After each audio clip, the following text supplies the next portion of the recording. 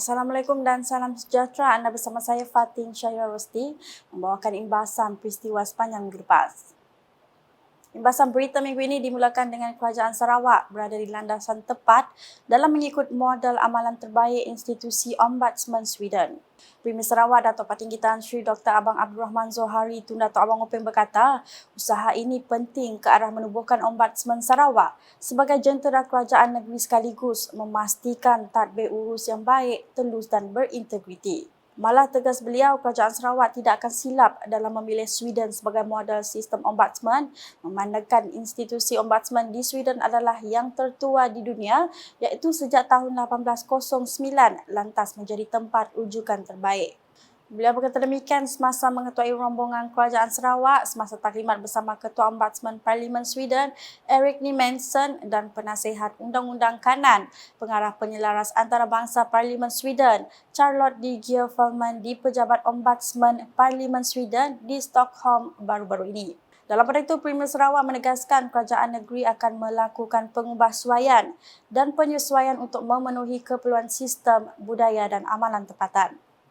Dalam program berasingan, Premier Sarawak memberitahu Kerajaan Sarawak dalam usaha menjalinkan kerjasama strategik dengan Kerajaan Sweden berkaitan pengurusan sisa buangan kepada tenaga WTE. Datuk Patinggi Tan Sri Abang Zohari berkata inisiatif seumpamanya amat signifikan dalam usaha mencari penyelesaian sistem pelupusan sampah buangan yang lebih mampan di Sarawak. Beliau berkata demikian semasa mengetuai rombongan Kerajaan Sarawak ke Agensi Tenaga Sweden SEA di Stockholm baru-baru ini. Dalam pada itu, Premier Sarawak menambah beliau sangat tertarik dengan keupayaan negara berkenaan dalam industri WTE yang mana Sarawak juga memiliki sumber hampir sama sekaligus berhasrat mencontohi kaedah pengurusan sisa pepejal di Sweden.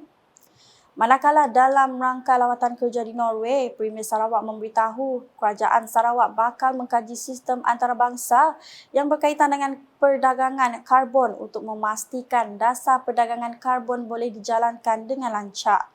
Menurut beliau, sehingga kini masih belum ada pengkhususan yang dikenal pasti dalam hal import dan ekspor karbon untuk disimpan di negeri ini. Jelasnya Sarawak akan bekerjasama dengan syarikat-syarikat pengendali minyak dan gas untuk mengkaji perkara mengenai pembangunan, penangkapan dan penyimpanan karbon CCS. Rangkuman berikutnya, jalinan kerjasama antara China dan Sarawak telah menghasilkan manfaat terutamanya dalam aspek perkembangan ekonomi, perdagangan dan modal insan kepada negeri ini. Duta Besar Republik China ke Malaysia, Ouyang Yujing berkata, syarikat China terus berkembang maju dan meningkatkan pelaburan mereka di Sarawak. Jelasnya syarikat Longi misalnya telah mendirikan loji pengeluaran fotovoltaik monokristaline silikon untuk keseluruhan rantaian industri dan dijangka akan melaburkan lebih 5 bilion ringgit di Sarawak pada tahun ini. Menurutnya lagi, Bank of China dan Industrial and Commercial Bank of China pula menyediakan sejumlah besar peluang pekerjaan untuk warga tempatan di mana kedua-dua bank tersebut mempunyai hampir 100% pekerja tempatan dalam perusahaan yang dilabur di negeri ini. Beliau berkata demikian ketika melakukan kunjungan hormat ke atas timbalan Premier Sarawak, Datuk Seri Profesor Dr. Sim Koo Hian di pejabatnya di Kuching baru-baru ini. Saya Fatin Syahira Rosti, teruskan kesetiaan bersama kami.